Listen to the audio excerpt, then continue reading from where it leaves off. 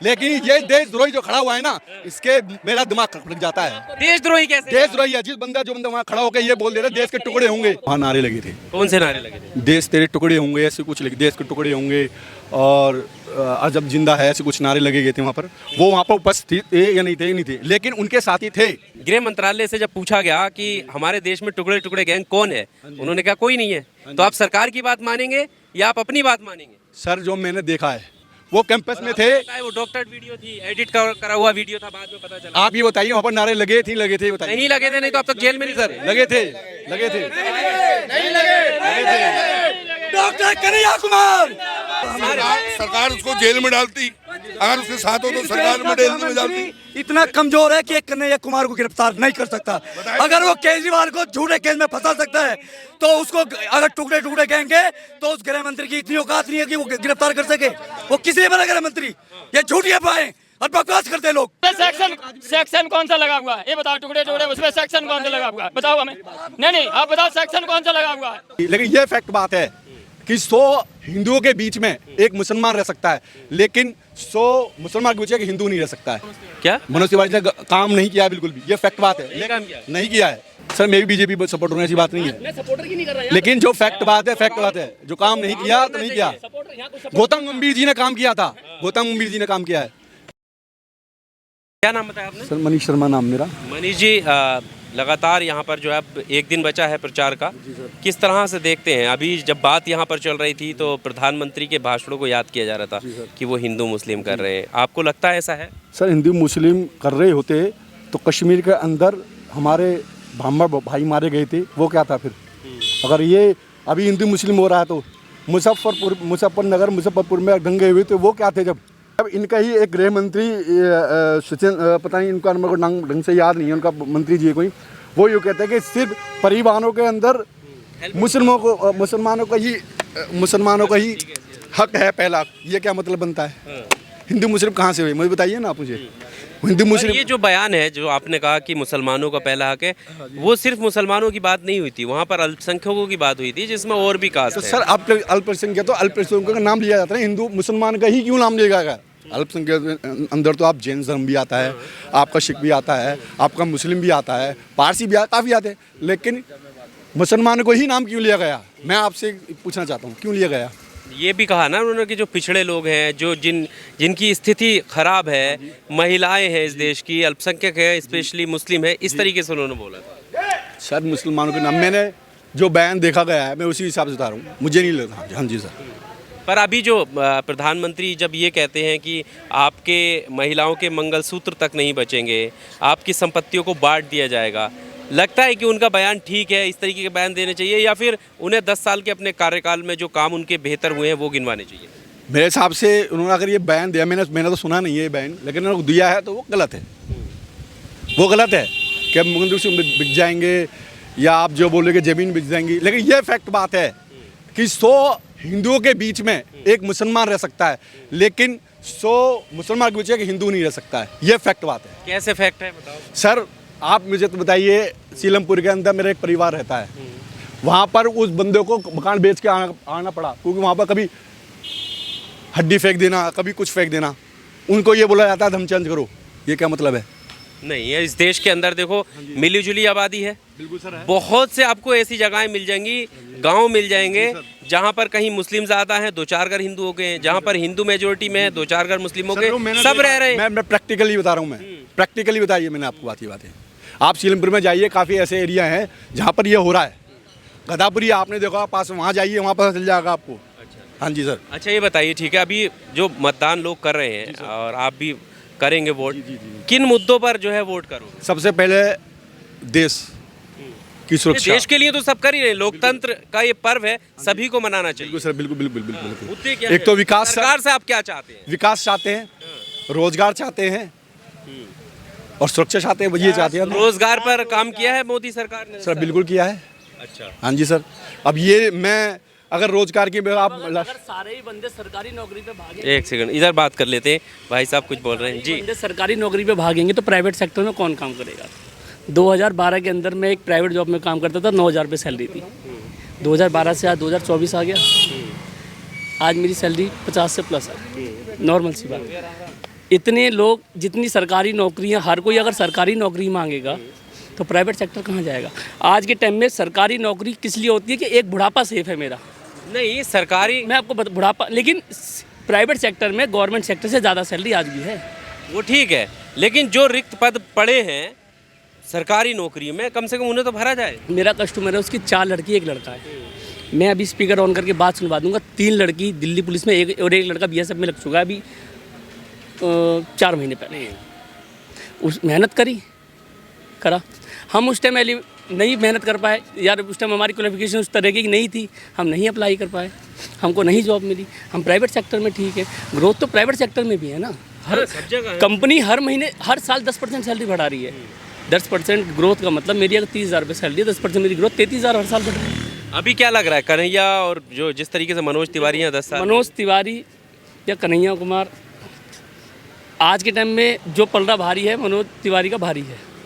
वजह क्या है उसकी? वजह यह है कि कुछ कन्हैया कुमार के कुछ बयान, और एक जो गठबंधन आया, इंडिया गठबंधन, उसमें भाई पहले आप उस चीज़ से अलग थे कि जब क्या हुआ, क्या मनोज तिवारी ने काम नहीं किया बिल्कुल भी, ये फैक्ट बात है। ये काम किया? नहीं किया है, नहीं किया। मेरे या मैं आपको बताता हूँ, यमुना विहार वार्ड के अंदर मनोज तिवारी को मैं आपको 2 महीने में एक चक्कर आपको दिखा दूंगा रिटर्न में कि वो बंदा आता है। मनोज तिवारी जी ने मेरे यहाँ पर, मैं रहता हूँ दुर्गापुरी, वहाँ काम नहीं करा। मैं यमुना विहार में, मेरी फैमिली रहती है। बात सही है आपकी, भले ही आप बीजेपी सपोर्टर हैं लेकिन काम नहीं किया, तो आप बता रहे फैक्ट हैं। बात नहीं किया, मनोज तिवारी जी ने काम किया। अगर मनोज तिवारी, कन्हैया कुमार जी की जगह अगर कोई प्रत्याशी होता, कांग्रेस कोई भी होता, मैं उसका वोट दे के आता कन्फर्म। लेकिन ये देशद्रोही जो खड़ा हुआ है ना, इसके मेरा दिमाग खटक जाता है। देशद्रोही कैसे? देशद्रोही है जो बंदा वहाँ खड़ा होकर ये बोल देता, देश के टुकड़े होंगे जो दे, अरविंद सिंह लवली को हाँ वो जीतता, कन्फर्म जीतता। अगर अरविंद सिंह लवली को टिकट दे देते ना, 1,01% जीतता। 1,00,000 कन्हैया नहीं जीतेगा, मतलब ही नहीं है भाई साहब। मैं आप कुछ वोट कटेंगे, लेकिन कन्हैया कुमार के बदले अरविंद सिंह लवली को दे देते भाई, गठबंधन की सरकार थी, वो जीत जाता। अच्छा, वो भी क्या नाम है, मनोज तिवारी को टक्कर देता। लेकिन ये जो मतलब मनोज तिवारी से दुखी है भले ही, लेकिन कन्हैया के साथ ऐसा होता है, हर सिक्के के 2 पहलू होते हैं। कुछ लोग सुखी भी है, कुछ लोग दुखी भी है। हर कोई अपने मन, विकास हुआ है कन्हैया। अब ये भाई साहब कह रहे 10 सालों की बात अगर करें तो हुआ है। सर मुझे विकास, अब अच्छा मुझे ये विकास के लिए क्या चीज़ चाहिए होती है आदमी को? हॉस्पिटल, हाँ जी, हाँ जी। अच्छा रोड चाहिए, वातावरण क्या नाम है अपना, पर्यावरण अच्छा चाहिए।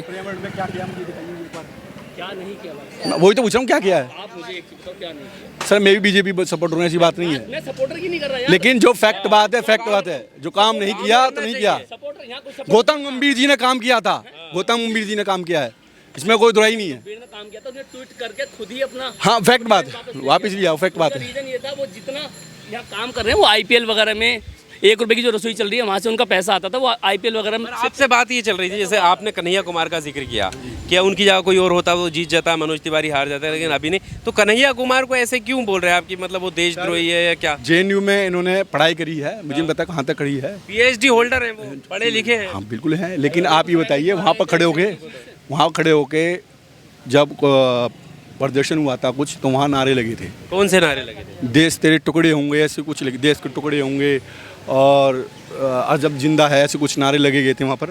वो वहाँ पर उपस्थित थे या नहीं थे, लेकिन उनके साथी थे, तो उन्होंने नाम क्यों नहीं लिया? तो आप सिर्फ एक आरोप, एक शक में आप उनको देशद्रोही कह देंगे? बिल्कुल सर, शक नहीं है, कंफर्म है। कहाँ कंफर्म है सर? बिल्कुल। जब गृह मंत्रालय से, सुनिए, गृह मंत्रालय से जब पूछा गया कि हमारे देश में टुकड़े टुकड़े गैंग कौन है, उन्होंने कहा कोई नहीं है। तो आप सरकार की बात मानेंगे या आप अपनी बात मानेंगे? सर जो मैंने देखा है, मैं उसकी हिसाब। कहाँ देखा है आपने? सर वीडियो में नारे लेके गई थी, वहाँ वो उस कैंपस में खड़े हुए थे, वो कैंपस में थे।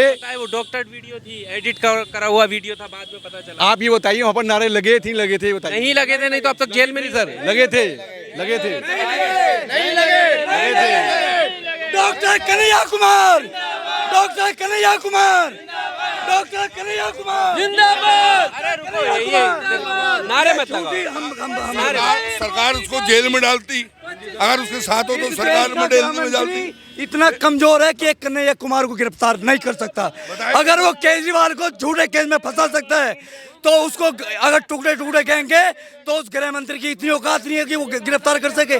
वो किसी ने बना गृह मंत्री, ये झूठी अफवाहें और बकवास करते हैं लोग, बिना मतलब की बातें करते जैसे आपने कहा फैक्ट बात है सर ये। तो फिर अरे रुको एक तथ्य मिनट, नहीं है इसका।